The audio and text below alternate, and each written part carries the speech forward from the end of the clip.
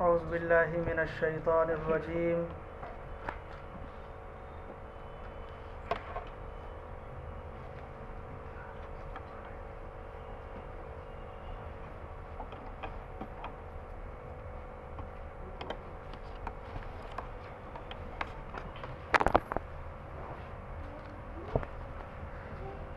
اعوذ باللہ من الشیطان الرجیم بسم اللہ الرحمن الرحیم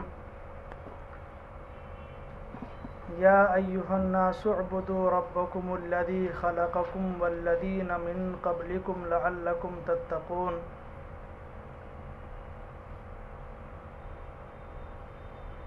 اے لوگو، اپنے اس پروردگار کی عبادت کرو جس نے تم کو اور تم سے پہلوں کو پیدا فرمایا تاکہ تم خدا کے عذاب سے بچو۔ الذی جعل لکم الارض فراشا والسماء بناء وانزل من السماء ماء فاخرج به من الثمرات رزقا لکم فلا تجعلوا للہ اندادا وانتم تعلمون۔ جس نے تمہارے لیے زمین کا فرش بچھایا، آسمان کی چھت بنائی اور بادل سے پانی برسائے، پھر تمہاری غذا کے لیے اس سے پھل پیدا کیے، پس سب کچھ جانتے بوجھتے کسی کو اللہ کا ہمسر نہ بناؤ۔ یہ جو آیت ہے، آیت نمبر 21 اور 22، سورہ بقرہ آیت نمبر 21 اور 22۔ اس آیت میں آیت نمبر 21-22، اس آیت میں توحید خداوندی کا اس بات ہے، یعنی اللہ تعالیٰ نے اپنی توحید کو بیان کیا ہے اور توحید پر استدلال قائم کیے ہیں کہ توحید کی دلیل کیا ہے۔ اللہ تعالیٰ نے انسانوں کو پیدا کیا اور انسانوں کے دو تقاضے ہیں۔ کتنے تقاضے ہیں؟ دو تقاضے ہیں، ایک ہے جسمانی تقاضا، ایک ہے روحانی تقاضا۔ تو جسمانی تقاضا کیا ہے اور روحانی تقاضا کیا ہے؟ جسمانی تقاضا یہ ہے کہ ہمیں انسانوں کے رہنے کے لیے گھر ہونا چاہیے، انسانوں کے کھانے کے لیے سامان غذا ہونا چاہیے، انسانوں کے پہننے کے لیے کپڑے ہونے چاہیے۔ یہ ساری چیزیں انسانوں کے جسمانی تقاضوں میں یہ ساری چیزیں آتی ہیں۔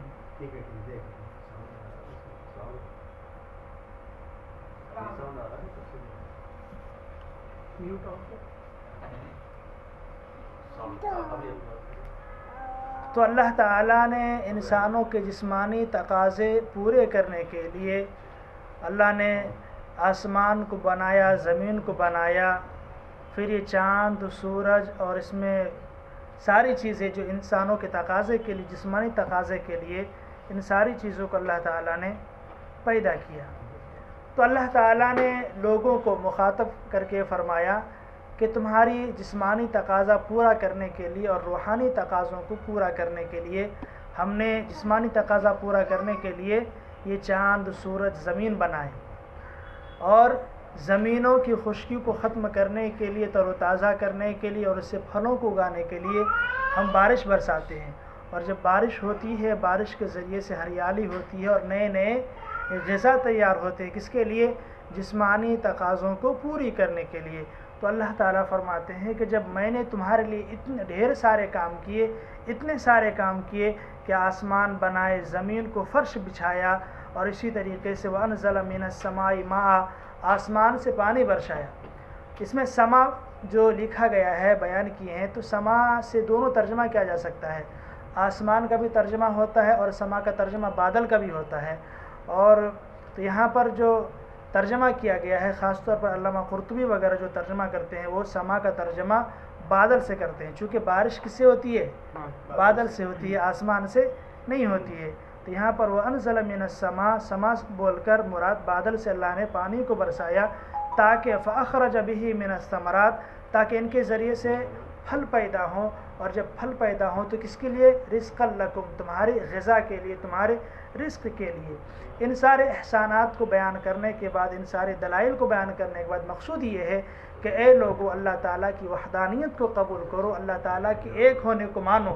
کیوں؟ اگر ایک خدا نہ ہوتے، چند خدا ہوتے تو یہ ساری کیا چیزیں فراہم نہیں ہو سکتی تھی، ان میں اختلافات ہو سکتے تھے۔ چونکہ اگر کوئی شخص ایک چھوٹے سے ملک کا، چھوٹے سے ریاست کا اگر دو گورنمنٹ ہو جائے، دو سرکار ہو جائے، تو ایسی صورت میں اختلافات ہو سکتے ہیں۔ لیکن اگر اتنے پورے نظام کے لیے اگر دو خدا ہوتے تو ظاہر سی بات اختلاف ضرور ہوتا، اور اختلاف کا نتیجہ یہ نکلتا کہ نظام جو ہے درہم برہم ہو جاتا۔ اس لیے اللہ تعالیٰ نے فرمایا کہ اللہ ایک ہے، اس کے سوا کوئی معبود نہیں۔ فَلَا تَجْعَلُوا لِلَّهِ أَنْدَادًا وَأَنْتُمْ تَعْلَمُونَ، لہٰذا تم اللہ تعالیٰ کے ساتھ کسی کو ہمسر نہ ٹھہراؤ، کسی دوسرے کو ان کا شریک نہ ٹھہراؤ۔ کیوں؟ اگر شریک ٹھہراؤ گے تو اللہ تعالیٰ کی وحدانیت میں شرکت، اور اللہ تعالیٰ کو سب کچھ برداشت ہے، لیکن یہ چیز برداشت نہیں ہے کہ اللہ تعالیٰ کے ساتھ کسی کو شریک ٹھہرا لیا جائے۔ اس لیے اے لوگوں، ان ساری نعمتوں سے تم فائدہ اٹھاتے ہو، جس کا تقاضا یہ ہے کہ تم اللہ تعالیٰ کی وحدانیت کو قبول کرو۔ تو اس آیت میں اللہ تعالیٰ کی وحدانیت کو بیان کیا گیا اور وحدانیت کو ثابت کیا گیا۔ اب جو آگے کی آیت ہے، وَإِن كُنتُمْ فِي رَيْبٍ مِّمَّا نَزَّلْنَا عَلَىٰ عَبْدِنَا فَأْتُوا بِسُورَةٍ مِّن مِّثْلِهِ وَادْعُوا شُهَدَاءَكُم مِّن دُونِ اللَّهِ إِن كُنتُمْ صَادِقِينَ۔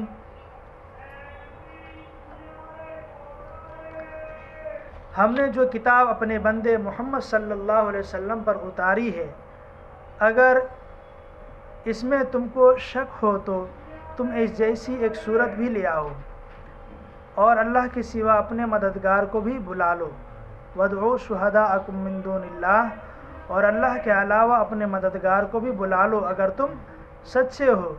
فَإِن لَّمْ تَفْعَلُوا وَلَن تَفْعَلُوا فَاتَّقُوا النَّارَ الَّتِي وَقُودُهَا النَّاسُ وَالْحِجَارَةُ، پھر اگر ایسا نہ کر سکو اور یقیناً نہیں کر سکو گے تو دوزخ کی آگ سے بچو، جس کا ایندھن انسان اور پتھر ہیں، اور جو ایمان نہ لانے والوں کے لیے تیار کی گئی، اعدت للکافرین، جو کافروں کے لیے تیار کی گئی ہے۔ وَبَشِّرِ الَّذِينَ آمَنُوا وَعَمِلُوا الصَّالِحَاتِ أَنَّ لَهُمْ جَنَّاتٍ تَجْرِي مِن تَحْتِهَا الْأَنْهَارُ كُلَّمَا رُزِقُوا مِنْهَا مِنْ ثَمَرَةٍ رِزْقًا قَالُوا هَٰذَا الَّذِي رُزِقْنَا مِن قَبْلُ وَأُتُوا بِهِ مُتَشَابِهًا وَلَهُمْ فِيهَا أَزْوَاجٌ مُطَهَّرَةٌ وَهُمْ فِيهَا خَالِدُونَ۔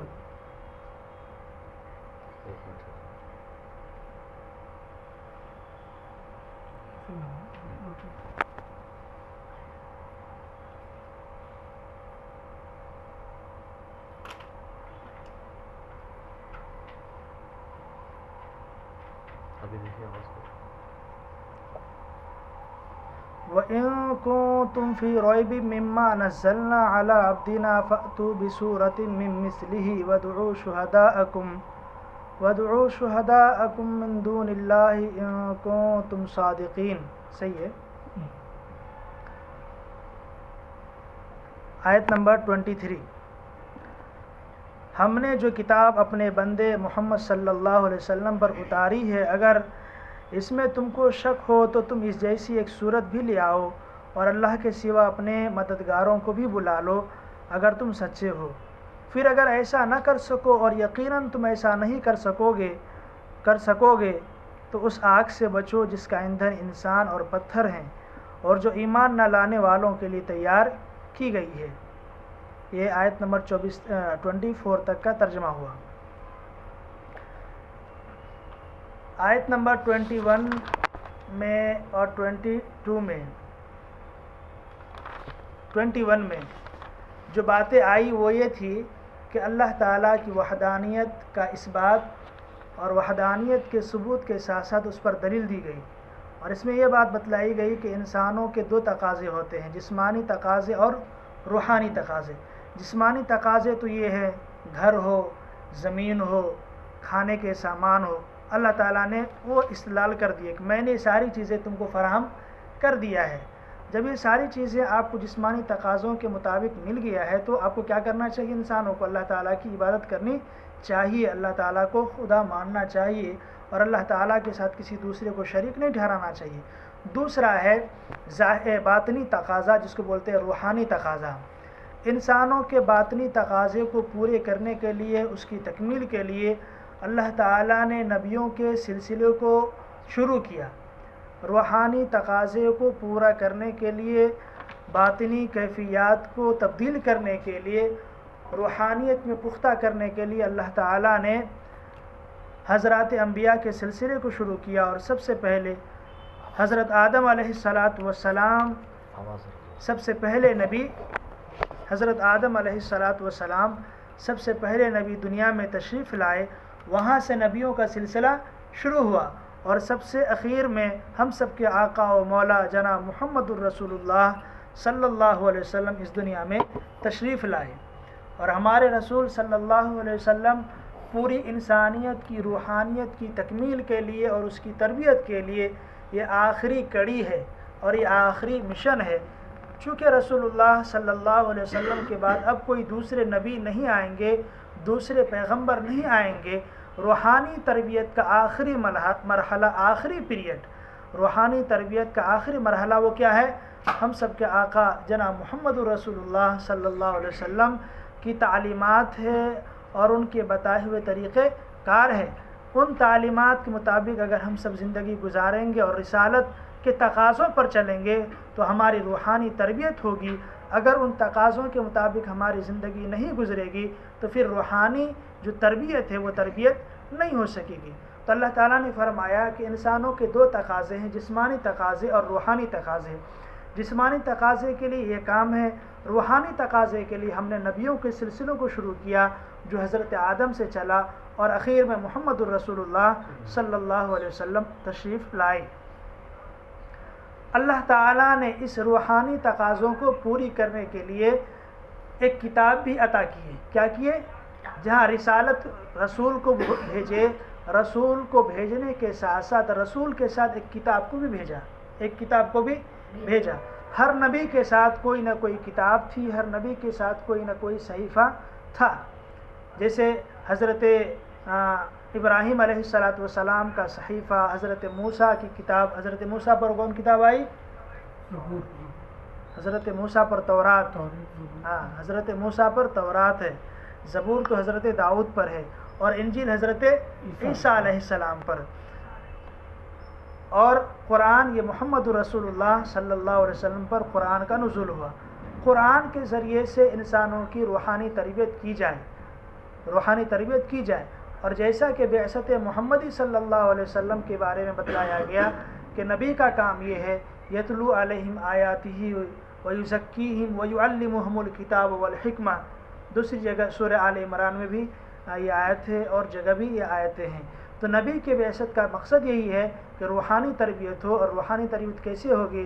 تو خود رسول اللہ صلی اللہ علیہ وسلم نے ان کو عملی طریقے پر، عملی جامہ دکھلا کر، پہنا کر لوگوں کو دکھلایا کہ ایک نبی لوگوں کی روحانی تربیت کیسے کرتے ہیں۔ چنانچہ رسول اللہ صلی اللہ علیہ وسلم پر جب وحی نازل ہوئی تو وحی کے نزول کے بعد اور جب حکم ہوا کہ آپ لوگوں کو ایمان کی دعوت دیں تو رسول اللہ صلی اللہ علیہ وسلم صحابہ کے پاس جاتے اور ایمان کی دعوت پیش کرتے، بازاروں میں جاتے ایمان کی دعوت پیش کرتے، مکہ کی گلیوں میں نکل جاتے اور لوگوں کے سامنے قرآن پڑھ کر سناتے، لوگوں کو سناتے، اللہ تعالیٰ کا پیغام سناتے، اور جو لوگ ایمان لے آتے ان کا تزکیہ کرتے۔ کیا کرتے؟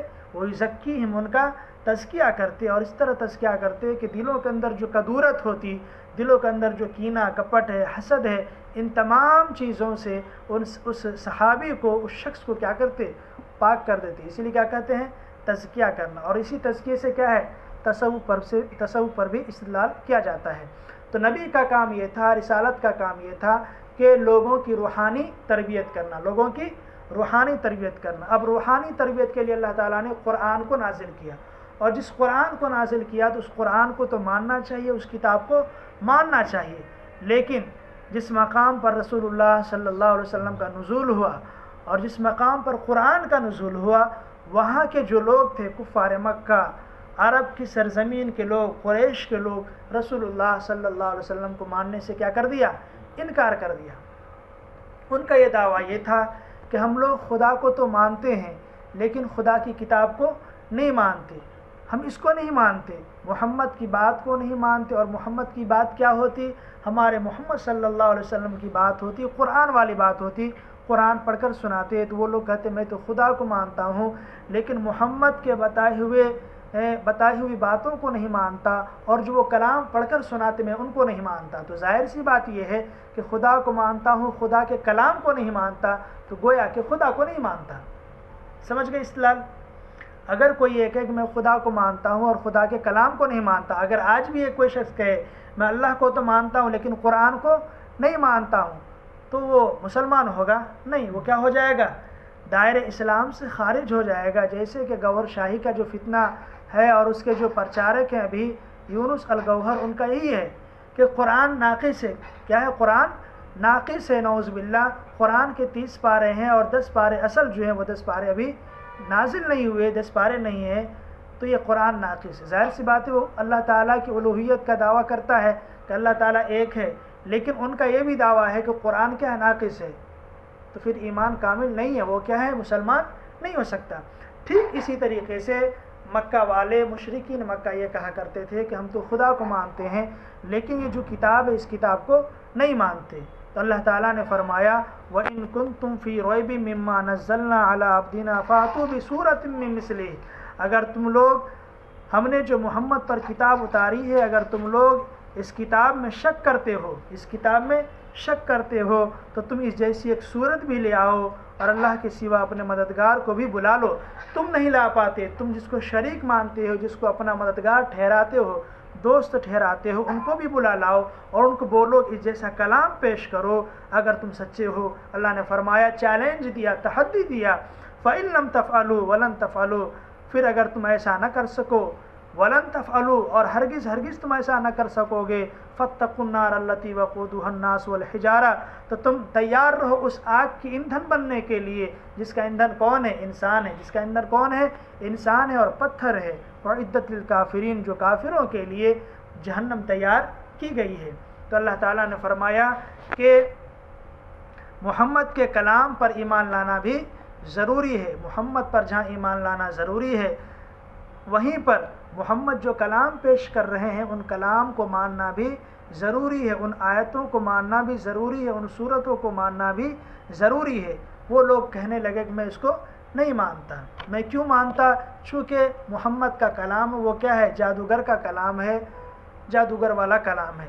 اس سلسلے میں اگر آپ تفسیر مطالعہ کریں گے تو جو قرآن کا چیلنج کفار مکہ سے ہوا، قرآن کا چیلنج جو کفار مکہ سے ہوا بلکہ پوری دنیا کے لوگوں سے اور خاص طور پر عرب کی سرزمین کے لوگوں سے چیلنج ہوا کہ اگر تم قرآن میں شک کرتے ہو، اولاً تو تم کو شک نہیں کرنا چاہیے، اور اللہ تعالیٰ نے پہلے بیان کر دیا لا ریب فیہ، اس کلام میں تم کو شک نہیں کرنا چاہیے، لیکن ان لوگوں نے شک کیا، اور شک کرنے کے بعد پھر اللہ نے کہا اگر وَإِن كُنتُمْ فِي رَيْبٍ، اگر تم شک کرتے ہی ہو جو ہم نے اپنے نبی پر محمد پر کلام کا نزول کیا ہے تو اس جیسی ایک صورت لا کر پیش کر دو، اس جیسی ایک آیت لا کر پیش کر دو، تم اکیلے نہیں بلکہ پوری قوم لا کر پیش کر دو اگر تم سچے ہو۔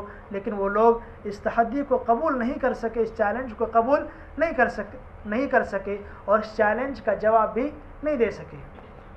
رسول اللہ صلی اللہ علیہ وسلم جس مقام پر پیدا ہوئے وہاں کے حالات سے آپ لوگ واقف ہوں گے، آپ تاریخ پڑھیں گے تو تاریخ میں جو عرب کی سرزمین تھی، عرب کی سرزمین کیسی بنجر زمین تھی، وہاں پر نہ کوئی مدرسہ، نہ کوئی مکتب، نہ کوئی کالج، نہ کوئی یونیورسٹی، کچھ بھی نہیں۔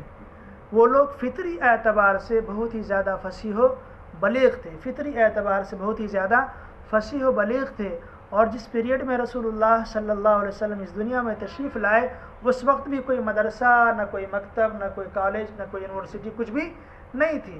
رسول اللہ صلی اللہ علیہ وسلم ایسے حالات میں پیدا ہوئے، باپ کا سایہ اٹھ گیا، ماں کا سایہ اٹھ گیا، دادا کا سایہ اٹھ گیا، پھر چچا کی پرورش ہوئی۔ اس پرورش میں آپ پوری تاریخ پڑھیں گے تو کہیں نہیں یہ لکھا ہے کسی نہ رائٹر نے نہ کسی مؤرخ نے کہ محمد صلی اللہ علیہ وسلم کسی کے سامنے زانوِ تلمذ اختیار کیے ہوں، کسی کے اسٹوڈنٹ بنے ہوں، کوئی نہیں لکھا، اور نہ کہیں باہر جا کر تعلیم حاصل کی ہوں، صرف 2 سفر کیے تھے، صرف 2 سفر کیے تھے، ایک چچا ابو طالب کے ساتھ اور ایک خود گئے تھے جو میسرہ غلام ساتھ میں تھا، لیکن تعلیم کے نیت سے نہیں گئے تھے بلکہ تجارت کی نیت سے گئے تھے۔ پھر 40 سال تک رسول اللہ صلی اللہ علیہ وسلم عرب والوں کے سامنے رہے، اپنے گاؤں والوں کے پاس رہے، اپنے علاقے وطن والوں کے ساتھ رہے، اور سبھوں نے ان کی تعریف ہی کی، رسول اللہ صلی اللہ علیہ وسلم کی سبھوں نے تعریف کی۔ اور جوانی سے ایک لقب تھا صادق الامین، صادق اور الامین کا لقب، اور اس امانت داری کا نتیجہ اور صداقت کا نتیجہ یہ تھا کہ دشمن بھی کیا کرتے، اپنی امانت رکھنے کے لیے کہاں آتے، رسول اللہ صلی اللہ علیہ وسلم کے پاس آتے اور امانت رکھتے۔ کیوں؟ لوگوں کو یقین تھا کہ یہ محمد کیا ہے، صادق ہیں، محمد کیا ہے، صادق ہیں اور امین ہیں۔ پھر 40 سال کا جب ایک لمبا عرصہ گزر جاتا ہے جس میں لوگوں کی جوانی ڈھل جاتی ہے، ایک ادھیڑ عمر آ جاتا ہے، 40 سال میں ادھیڑ عمر اس کو بولتے ہیں۔ اس ادھیڑ عمری میں پھر اچانک رسول اللہ صلی اللہ علیہ وسلم کی زبان مبارک سے ایک کلمہ جاری ہوتا ہے، ایک آیت تو جاری ہوتی ہے، اور اللہ کے رسول صلی اللہ علیہ وسلم تلاوت کرتے ہیں، اور یہ وہ قرآن کی وہ آیت ہے، قرآن کی آیت تھی کہ جب سرزمین عرب کے لوگوں نے سنا تو پریشان ہو گئے، حیران ہو گئے کہ محمد کسی کے پاس پڑھے نہیں، لکھے نہیں، کبھی نہ کوئی قلم لیے نہ کوئی کتاب لیے، اور اچانک 40 سال کی عمر کے بعد اس طرح کا کلام پیش کر رہے ہیں، وہ یہ کیسا کلام ہے، یہ کیسا کلام ہے۔ اور ایک چیلنج تھا اللہ کے رسول صلی اللہ علیہ وسلم کے ساتھ کہ عرب کے لوگ تم بھی فطری طور پر کیا ہو، فصیح ہو، بلیغ ہو، اور اللہ تعالیٰ نے یہ خاصہ رکھا تھا کہ اس سرزمین میں کچھ بھی نہیں، نہ کوئی کمپنی، نہ کوئی کھیتیاں، کچھ بھی نہیں، بس بنجر زمین، لیکن اللہ تعالیٰ نے پوری دنیا میں سے صرف عرب والوں کی خصوصیت عطا کی تھی کہ فطری طور پر ان کی جو زبان تھی، زبان کی جو سلاست تھی، زبان کی جو فصاحت تھی، فطری فصاحت تھی کہ پوری دنیا کے لوگ ان کا مقابلہ نہیں کر سکتے۔ ان لوگوں کو چیلنج ہوا رسول اللہ صلی اللہ علیہ وسلم کی طرف سے کہ رسول جو کلام پیش کر رہے ہیں یہ کلام کیسا کلام ہے۔ جب لوگوں کے سامنے اللہ کے رسول نے تلاوت شروع کی، لوگوں کے سامنے پڑھنا شروع کیا، تو وہ حیران و پریشان ہو گئے کہ ہم لوگ بھی شاعر ہیں، ہم لوگ بھی ادیب ہیں، ہم لوگ بھی بڑے بڑے پروفیسر ہیں، ادیب ہیں، لیکن ہم لوگ ایسا کلام پیش نہیں کر سکتے۔ محمد تو کسی کے پاس پڑھے بھی نہیں، کسی کے پاس وزن اور قافیہ ردیف بھی نہیں سیکھے شعر و شاعری کا، پھر یہ ایسا کلام کیسے پیش کر سکتے ہیں؟ تو لوگوں نے مشورہ کیا اور بلائے، عرب کے بڑے بڑے سردار کو بلائے، سرداران قریش کو بلائے، عرب کے بڑے بڑے سرداروں کو بلائے، اس میں ولید بن مغیرہ آئے، اور ولید بن مغیرہ بڑے فصیح و بلیغ تھے۔ وہ آنے کے بعد لوگ بیٹھے اور لوگوں نے مشورہ کیا کہ محمد کا کلام ہے، اس کے بارے میں آپ کا کیا نظریہ ہے، آپ کیا فرماتے، محمد کا کلام کیسا کلام ہے؟ وہ فرماتے کہ میں نے بھی محمد کا کلام سنا، تم پہلے بتلاؤ تمہارا کیا نظریہ ہے، تم اس کلام کو کیا رنگ دے سکتے ہو، کیا کہہ سکتے ہو؟ تو مجلس میں چند لوگوں نے کہا اس کا کلام شاعر کا کلام ہے۔ تو ولید بن مغیرہ کہتے نہیں، شاعر کا کلام ایسا نہیں ہوتا، شاعر کے کلام سے بھی بڑھ کر کلام ہے، محمد کا کلام شاعر کے کلام سے بھی بڑھ کر کلام ہے۔ دوسرے نے کہا کاہن کا کلام ہے، تو ولید بن مغیرہ کہتا نہیں، کاہن کا بھی کلام نہیں، کاہن کا کلام تو کہونت کا ہوتا ہے، یہ اس سے بھی بڑھ کر ہے، اور کچھ بولو۔ تیسرا کہتا ہے یہ کلام تو کسی جادوگر کا کلام ہے، تھوڑی یہ خاموش ہو جاتے ہیں، ہر ایک اپنا اپنا نظریہ پیش کرتا ہے، خاموش ہو جاتے ہیں۔ آخر میں کہتے ہیں کہ حقیقت تو یہ ہے کہ میں نے ان کے کلام کو سنا، ہر زاویے سے میں نے ان کے کلام کو دیکھا، پرکھا، لیکن قسم خدا کہ اس کا کلام نہ کسی جادوگر کا کلام ہے، نہ کسی شاعر کا کلام ہے، نہ کسی کاہن کا کلام ہے، اس کا کلام تو کلام اللہ دکھتا ہے، اس کا کلام تو کلام الہی ہے، اس کے کلام کو کیسے ٹھکرا سکتے ہو؟ اب لوگ خاموش ہیں کہ یہ تو اپنی انسلٹی کی بات ہے، اگر ہم لوگ اس کے کلام کو مان لیں گے تو پوری سرزمین عرب کے لوگ کیا ہو جائیں گے؟ مسلمان ہو جائیں گے، پورے سرزمین عرب کے لوگ ایمان لے آئیں گے، کچھ تو آپ ان کا نام تجویز کر دیجئے۔ خاموش رہتے اور کہتے ہیں چلو ٹھیک ہے، ایک بات مان لو، اس کا کلام جادوگر کا کلام ہے، اس کا کلام جادوگر کا کلام۔ یہ کب ہے؟ دل کو تسلی نہیں ہے، لیکن سامنے والوں کو چپ کرنے کے لیے، خاموش کرنے کے لیے چلو مان لو کہ اس کا کلام جادوگر کا کلام ہے۔ ولید بن مغیرہ اتنا کہتے ہوئے پھر محفل سے نکل جاتے ہیں۔ ان کو بھی یہ معلوم تھا کہ محمد کا کلام جادوگر کا کلام نہیں ہے۔ وَإِن كُنتُم فِي رَيْبٍ مِّمَّا نَزَّلْنَا عَلَىٰ عَبْدِنَا، اسی میں یہ چیز ہے، اللہ تعالیٰ کا جو دعویٰ ہے، اللہ تعالیٰ کی طرف سے جو چیلنج ہے، تحدی ہے، اے لوگوں، اے عرب کی سرزمین کے لوگوں، تم بھی فصیح و بلیغ ہو، تم بھی محمد کے کلام جیسا، ایک سنٹینس جیسا، ایک آیت جیسی کوئی آیت پیش کر دو، کوئی کلام پیش کر دو، لیکن وہ لوگ پیش کرنے سے کیا رہے؟ عاجز و قاصر رہے۔ عرب کی سرزمین میں آج بھی جو چھوٹے چھوٹے بچے ہوتے ہیں، وہ ان کی جو زباندانی ہوتی ہے، بولنے کا جو انداز ہوتا ہے، بہت ہی زبردست ہے۔ بالکل اچھے سے بڑے ادیب کیا ہو جاتے ہیں؟ حیران و پریشان ہو جاتے ہیں ان کی زبان دانی کو سن کر۔ اور اس کے بارے میں لکھا ہے کہ جو ان کی زبان چلتی ہے اور ان کی جو آوازیں ہوتی ہے وہ بجلی کی کڑک جیسی، اور جب وہ بولتے جیسے کہ بارش ہو رہی ہے، برسات ہو رہی ہے، کلام اتنا مقفع مسجع کلام نکلتا ہے۔ تو یہ اللہ تعالیٰ نے عرب کی سرزمین میں اور وہاں کے لوگوں میں زبان کے اعتبار سے، لینگویج کے اعتبار سے وہ خصوصیت رکھے ہیں جو عام دوسرے لوگوں کے اندر وہ خصوصیت نہیں ہے، یا دوسری زبان میں وہ خصوصیت نہیں ہے۔ اسی طریقے سے جب ولید بن مغیرہ چلے گئے تو دوسری مرتبہ ان لوگوں نے، عرب والوں نے، عتبہ بن ربیعہ کو آئے کہ بھائی آپ کچھ کرو، چونکہ اس زمانے میں رسول اللہ صلی اللہ علیہ وسلم جس کو بھی دعوت دے رہے ہیں، جو ایمان قبول کر لے رہے ہیں، تو ایمان قبول کر لینے کے بعد جو مسلمان تھے ان پر مختلف طریقے سے ظلم و ستم کیا جا رہا تھا، لیکن مسلمان اللہ کے فضل سے تمام ظلم و ستم کو سہتے رہے اور کبھی اسلام سے پھرے نہیں، اسلام سے مڑے نہیں، اسلام سے نہیں نکلے۔ تو جب ان لوگوں نے دیکھا کہ مسلمان کو جتنی بھی تکلیفیں دے رہے ہیں وہ لوگ اتنے پختے ہو جا رہے ہیں، تو آخر محمد کے اس روز بروز بڑھتی تعداد کو کیسے روکا جائے، کیسے کنٹرول کیا جائے، تو اس نے عتبہ بن ربیعہ کو بلایا کہ دیکھو تم محمد کے پاس جاؤ، اور ہم لوگ تو مقابلہ نہیں کر سکتے، مار کے تھک گئے، کچھ اور اگر مال و دولت ان کو چاہیے تو بولو۔ عتبہ بن ربیعہ ایک دن مجلس میں آئے اور آ کر بیٹھے، حضور کی تعریف کیے، شان میں تعریف کرتے رہے، اور پھر درخواست کی کہ میں آپ سے یہ چاہتا ہوں کہ آپ اپنے مشن کو پھیلانا بند کر دیں، آپ اپنے مشن کو روک دیں، اور آپ کو عرب کی دولت چاہیے تو عرب کی پوری دولت آپ کے قدموں میں لا کر رکھ دیں گے، اگر آپ کو عہدہ چاہیے، منصب چاہیے، تو عرب کی سرداری آپ کے سر رکھ دیتے ہیں، اور اگر آپ کو عرب کی سرزمین کی سب سے خوبصورت حسین عورت چاہیے تو وہ بھی آپ کی خدمت میں لا کر رکھ دیں گے، بس آپ اپنے اس مشن سے رک جائیے، ٹھہر جائیے۔ اللہ کے رسول فرماتے ہیں نہیں مجھے کچھ بھی نہیں چاہیے، مجھے اپنے مشن میں کام کرنے دو۔ عتبہ بن ربیعہ وہ بھی واپس آ جاتے ہیں، وہ بھی پریشان ہو جاتے ہیں، وہ بھی کیا ہو جاتے، واپس آ جاتے ہیں اور لوگوں کے سامنے کہتے ہیں میں نے ساری تجویز رکھ دی محمد کے سامنے، لیکن محمد نے سب کو ٹھکرا دیا۔ اس کے بعد اللہ کے رسول صلی اللہ علیہ وسلم اپنے مشن میں آگے بڑھتے رہے۔ مفسرین نے لکھا ہے کہ ایک مرتبہ جو بڑے سردار تھے، ابو جہل، ابو سفیان اور اخنس بن شریق، یہ تینوں لوگ راتوں میں کیا کرتے، محمد صلی اللہ علیہ وسلم کے کلام کو سننے کے لیے گھر سے نکل آتے۔ تینوں کا گھر الگ الگ تھا، ایک دوسرے کو نہیں بولتے کہ آج جانا ہے سننے کے لیے، دل میں تپش ہوتی، کڑھن ہوتی، چلو محمد کا کلام سنیں گے، کیسا کلام ہے، اتنی تعریف ہوتی ہے، چلو چل کر سنیں گے۔ خود ہر ایک اپنے اپنے ارادے سے آتے، اور لکھا ہے کتابوں میں کہ ابو جہل بھی ایک رات آیا، ابو سفیان بھی ایک رات آئے، اسی طریقے سے اخنس بن شریق بھی آیا، اور آ کر چھپکے سے محمد الرسول اللہ صلی اللہ علیہ وسلم کے کلام کو سننے لگا۔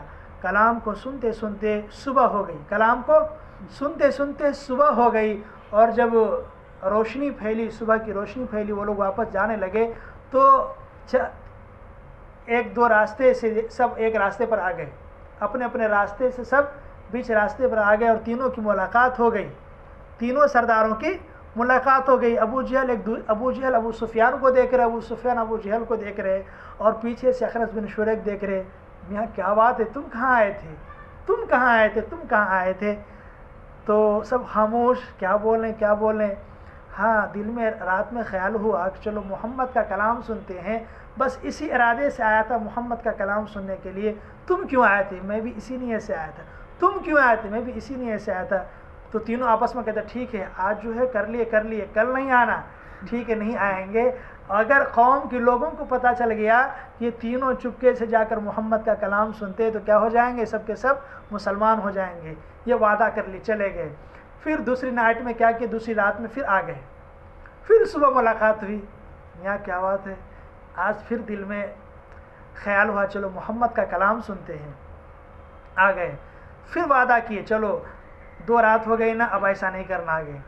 تیسری رات بھی یہی ہوا، وہ تینوں آ گئے کلام سن رہے اور رات بھر سنتے رہے۔ صبح کی روشنی پھیلی، واپس ہوئے، راستے ملاقات ہوئی تو تینوں وعدہ کیے، قسم خدا کی اب آئندہ ایسا نہیں کریں گے۔ اگر لوگوں کو پتہ چل گیا یہ تینوں راتوں میں چھپ چھپ کر محمد کا کلام سنتے تو قسم خدا کی پوری سرزمین عرب کے لوگ مسلمان ہو جائیں گے، اسلام قبول کر لیں گے۔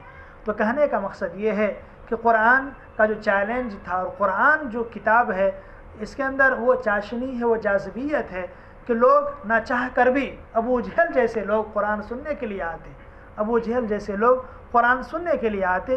پھر تیسرے دن کے بعد اخنس بن شریک صبح سویرے لاٹھی لے کر، لکھا ہے کتابوں میں، اپنے عصا کو پکڑتے ہوئے ابو جہل کے پاس آیا اور پوچھا ابو جہل تم بتاؤ کہ آخر 3 رات میں تم محمد کے کلام سننے کے لیے کیوں گئے، کیا وجہ تھی، کیا اسباب تھے جن کی وجہ سے تم محمد کا کلام سننے کے لیے گئے؟ تو ابو جہل نے کہا محمد کا کلام سننے کے بعد جو روح میں تازگی پیدا ہوتی ہے اور جو کیفیت پیدا ہوتی میں اس کو بیان نہیں کر سکتا۔ تو اخنس بن شریک کہتا ہے کہ پھر ایمان کیوں نہیں لاتے؟ تو ابو جہل نے کہا ایمان کیسے لاؤں، یہاں خاندان کی بات ہے، میرے خاندان میں اور اس کے خاندان میں ایک زمانے سے ٹکراؤ ہے، نفرت ہے، اس کے خاندان کے لوگ، اس کے خاندان والے ہمیشہ سے مکہ پر قبضہ کر کے رکھے، مکہ کے لوگوں پر قبضہ کر کے رکھے، اور نبوت بھی آئی تو انہی کے خاندان میں آ گئی۔ میرے خاندان میں نبوت آتی اور محمد میرے خاندان سے ہوتے میں ضرور اسلام قبول کر لیتا، بس نبوت ان کے خاندان میں ہے، ساری چیزیں ان کے خاندان میں ہے، اسی خاندان عصبیت کی بنیاد پر میں ایمان قبول نہیں کر رہا ہوں کہ لوگ مجھے کیا کہیں گے، لیکن اندر سے ان کا بھی خیال ہو چلا تھا۔ تو یہ ہے قرآن، اور یہ محمد الرسول اللہ صلی اللہ علیہ وسلم کی تلاوت اور قرآن پڑھنے، قرآن کی جاذبیت، قرآن کا شاہکار کہیے اور قرآن کا معجزہ کہیے۔ قرآن کا کیا ہے؟ معجزہ کہیے۔ اور اللہ تعالیٰ نے ایسا معجزہ عطا فرمایا ہے رسول اللہ صلی اللہ علیہ وسلم کو کہ قیامت تک یہ ختم ہونے والا معجزہ نہیں ہے۔ اللہ تعالیٰ نے ہر نبی کو معجزہ عطا کی،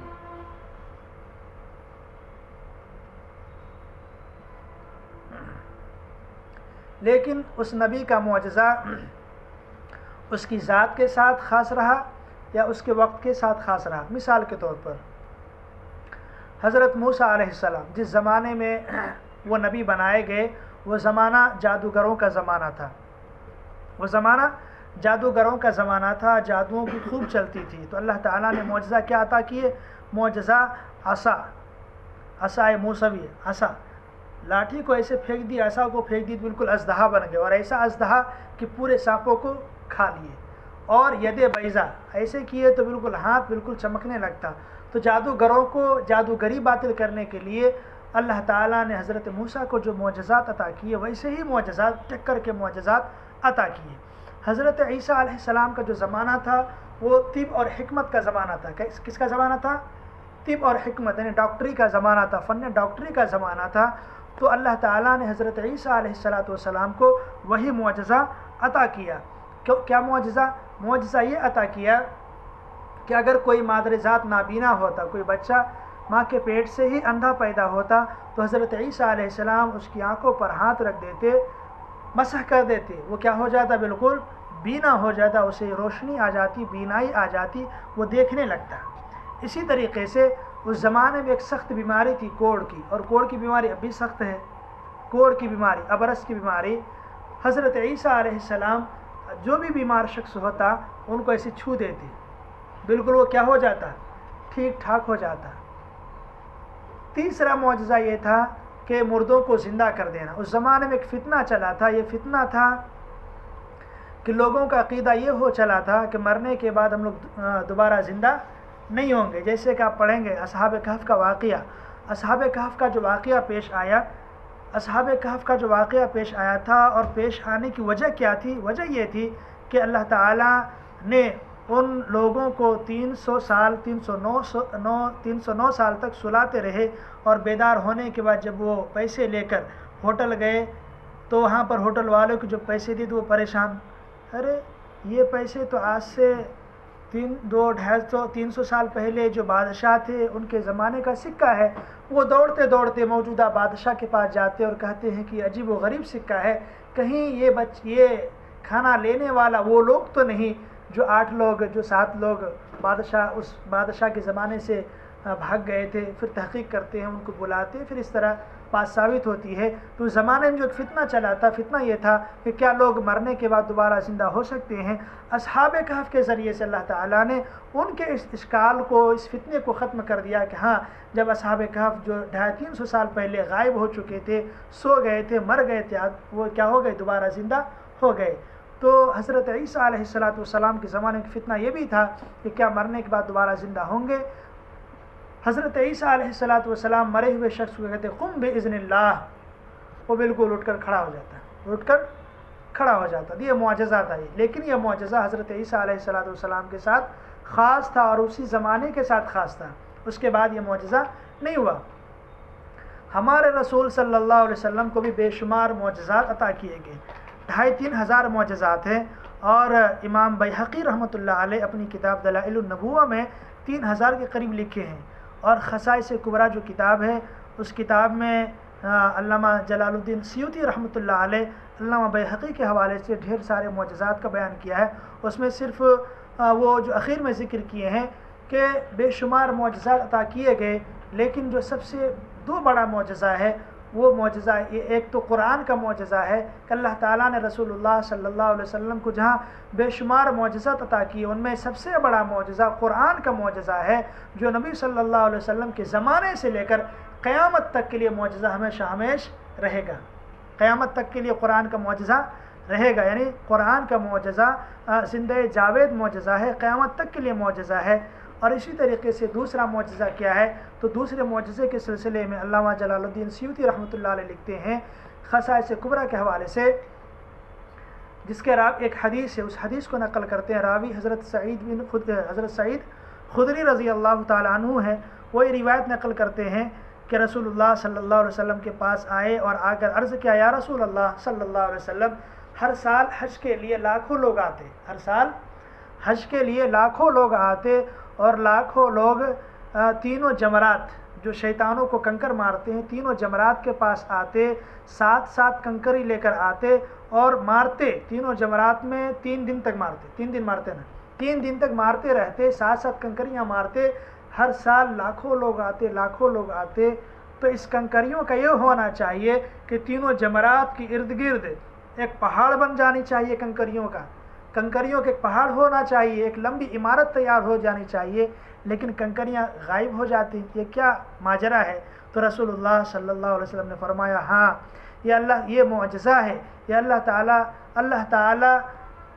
تعالیٰ اپنے مقرر فرشتوں کو وہاں پر مقرر کر رکھے ہیں، اللہ تعالیٰ اپنے مقرر فرشتوں کو وہاں پر مقرر کر رکھے ہیں، اور یہ حکم ہے اللہ تعالیٰ کی طرف سے کہ جن لوگوں کا حج قبول ہو جائے ان کی کنکری کو اٹھا لو، جن لوگوں کا حج قبول ہو جائے ان کی کنکری کو اٹھا لو، اور جن کا حج قبول نہ ہو ان کی کنکری وہیں پر رہتی ہے۔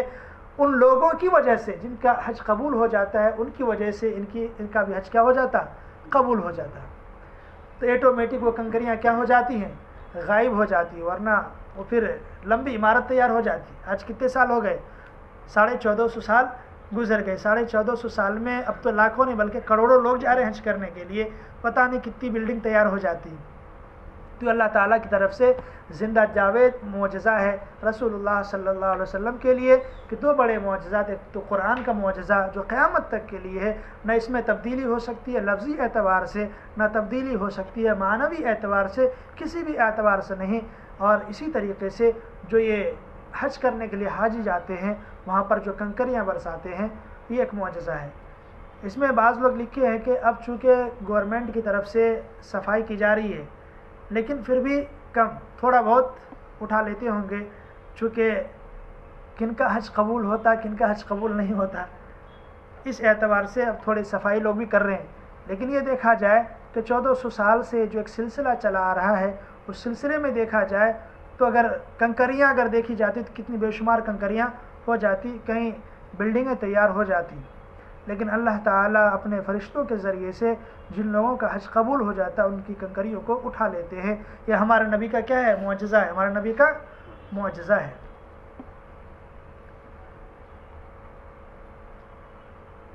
لیکن آج تک پوری دنیا میں آج تک کوئی بھی مذاہب کے لوگ ہوں قرآن جیسا کلام پیش نہیں کر سکا، قرآن جیسا کلام پیش نہیں کر سکا، یا قرآن جیسی کوئی عبارت ہو، کوئی آیت ہو وہ پیش نہیں کر سکے۔ کیوں؟ اس لیے کہ اللہ نے فرمایا فَإِن لَمْ تَفْعَلُوا، بس اگر تم لوگ نہیں کر سکو، اور اللہ نے یہی نہیں فرمایا بلکہ فرمایا وَلَن تَفْعَلُوا، اور ہرگز تم لوگ نہیں کر سکو گے۔ اللہ تعالیٰ کی طرف سے یہ چیلنج ہے کہ تم ہرگز نہیں کر سکتے، اور جب ہرگز نہیں کر سکتے تو میاں تم ایمان کیوں نہیں لاتے؟ ایمان لے آؤ۔ تم یہ کلام پیش نہیں کر سکتے، یہ کوئی دوسرا کلام نہیں ہے، کسی جادوگر کا، کسی ساحر کا یا کسی شاعر کا کلام نہیں ہے کہ تم کلام پیش کر دو، بلکہ اللہ تعالیٰ کی طرف سے کلام ہے، لہٰذا تمہیں ایمان لانا چاہیے۔ اگر تم ایمان نہیں لاتے ہو فاتقوا النار التی، تو اس آگ سے بچو، اس آگ سے بچو، وقودها الناس والحجارہ، جس آگ کا ایندھن کون ہوگا؟ انسان ہوں گے اور پتھر ہوں گے، اعدت للکافرین، جو کافروں کے لیے تیار کیا گیا ہے۔ اس لیے اے لوگوں تم اللہ تعالیٰ کے کلام کو مانو، اللہ تعالیٰ کے کلام کو مانو، یعنی اللہ کو مانو، محمد الرسول اللہ کو مانو، اور جو محمد الرسول اللہ تلاوت کرتے ہیں اس قرآن کو مانو۔ اگر کوئی شخص سب کچھ مان لے، اللہ کو مان لے، رسول کو مان لے، لیکن یہ کہ میں کلام کو نہیں مانتا، کلام کو تحریف شدہ مانتا ہوں، تو پھر وہ کیا مسلمان نہیں ہو سکتا، وہ مسلمان نہیں ہو سکتا۔ تو اللہ کو ماننا ہے، نبی کو ماننا ہے، قرآن کو ماننا ہے، یہ بھی ضروری ہے۔ اس سلسلے میں کافی تفصیل اگر آپ مطالعہ کریں گے، تفسیر مظہری ہے، معارف القرآن ہے، اس میں کافی باتیں ہیں، خاص طور پر جو معجزات کے تقریباً جو اصول بیان کیے ہیں اور اسباب بیان کیے، معجزات کے اسباب بیان کیے ہیں، وہ تقریباً 10 اسباب بیان کی بہت ہی لمبی تفصیل ہے۔ اور اس میں ایک خاص وہ بھی ہے کہ حضرت ابو ذر غفاری رضی اللہ عنہ، ان کے بھائی انیس بڑے شاعر تھے اور بڑے کاہن بھی تھے، وہ مکہ آئے تھے حج کرنے کے لیے، واپس گئے تو حضرت ابو ذر غفاری سے کہا بھائی مکہ کی سرزمین میں ایک شخص ہے جو نبوت کا دعویٰ کرتا ہے اور یہ کہتا ہے کہ میں اللہ کی طرف سے نبی ہوں اور میرے اوپر کلام کا نزول ہوتا ہے، اور وہ قرآن پڑھ کر سنائے، وہ کلام پڑھ کر سنائے۔ تو بہت ہی اچھا لگا۔ حضرت ابو ذر فرماتے ہیں بھائی تم تو شاعر ہو، تم اچھے ادیب ہو، تم کاہن بھی ہو، تم بتاؤ تم جب اس کلام کو سنے تو تم نے کیا احساس کیا، تمہیں کیا فیل ہوا؟ تو بھائی انیس کہتے ہیں میں شاعر ضرور ہوں، لیکن جب میں نے اس کے کلام کو سنا تو میں نے اپنے اوزان پر دیکھا وہ شاعر کا کلام نہیں ہو سکتا۔ میں کاہن ضرور ہوں لیکن ان کی باتیں کہانت سے بھی آگے ہے، وہ تو کلام الہی دکھتا۔ حضرت ابو ذر کو سمجھ میں نہیں آیا، ان کی بات میں ڈاؤٹ ہے، کچھ سمجھ میں نہیں آ رہا، چلو وہ ستو پیک کرتے ہیں۔ کیا ستو سمجھتے ہیں نا؟ ہاں، یعنی ایک تو آٹا روٹی کھاتے، ایک ستو جو چنے کا بناتے، چنے کا گیہوں کا، وہ پانی میں ڈال کے کھاتے۔ ایسے ستو اور پانی کا مشکیزہ ایک لیے اور چلے، کہاں؟ سرزمین مکہ چلے، کس کی تلاش میں؟ محمد الرسول اللہ صلی اللہ علیہ وسلم کی تلاش میں چلے اور چلتے رہے۔ اس درمیان کافی واقعات پیش آئے، اور جب وہ مکہ کی سرزمین آئے، مسجد حرام میں تشریف لائے، خانہ کعبہ کے ارد گرد رہے اور 1 مہینے تک رہے، لیکن اپنی آمد کی وجہ کسی کو نہیں بتلاتے۔ کوئی آس پاس بھی آتے تو خاموش رہتے، کسی کو نہیں بتلاتے، بس اکیلے دیکھتے رہتے کون ہے محمد، کون ہے محمد، کون ہے محمد۔ اور 1 مہینہ تک کہاں رہے؟ مسجد حرام میں رہے۔ کھانے کے جو بھی سامان لائے تھے ستو وہ بھی ختم ہو گئی، پانی جو لائے تھے وہ بھی ختم ہو گیا۔ پھر کیا پیتے؟ تو زمزم پی کر رہتے، اسی سے پیاس بجھتی، اسی سے پیٹ بھر جاتا، کھانے کے کوئی سامان نہیں ہوتے۔ 1 مہینہ گزر جانے کے بعد راستے میں حضرت سو رہے تھے، حضرت علی کا گزر ہوا، ٹھوکر لگی، ارے کون ہے؟ میں ہوں۔ کیا بات ہے، تم کہاں سے؟ بہت دنوں سے ہو۔ میں ایک بات بولوں، آپ کسی کو نہیں بولیں گے؟ نہیں بولوں، کیا بات ہے؟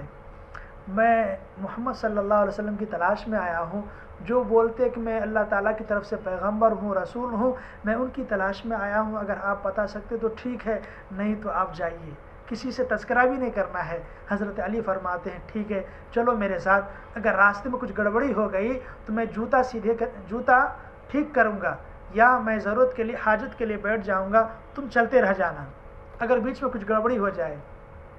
کہا ٹھیک ہے، لیکن کچھ گڑبڑی نہیں ہوئی۔ حضرت علی اپنے گھر لے کر گئے، ایک دن رات ٹھہرایا، کھانا کھلایا، لیکن بات کچھ بھی نہیں ہوئی، واپس ہو گئے۔ پھر دوسرے دن بھی اسی طرح ملاقات ہوئی، کیا تم ایسے سو رہے ہو؟ پھر لے کر گئے، کھانا کھلا کر بھیج دیے۔ پھر تیسرے دن ملاقات ہوئی، حضرت علی فرماتے آخر وجہ کیا ہے؟ تمہیں کس سے ملاقات کرنی، کیا بات ہے، پورے کھل کر بولو۔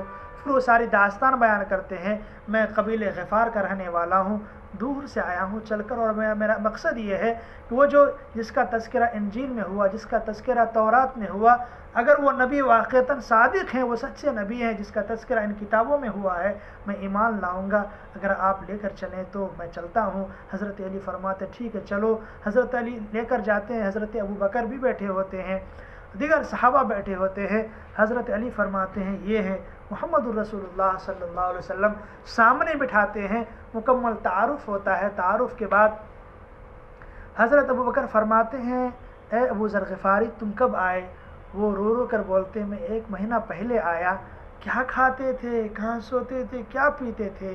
تو رو کر بولتے ہیں یا رسول اللہ میں ستو لایا تھا وہ بھی ختم ہوا، یا رسول اللہ میں پانی لایا تھا مشکیزہ وہ بھی ختم ہوا، لیکن خدا کی قسم مجھے جب بھوک لگتی، پیاس لگتی تو میں زمزم پی کر رہا تھا، میں دبلا پتلا کمزور انسان تھا، یا رسول اللہ زمزم کی برکت کی وجہ سے آج میں موٹا ہو گیا، آج میں طاقتور ہو گیا۔ پھر وہ اسلام قبول کرتے ہیں۔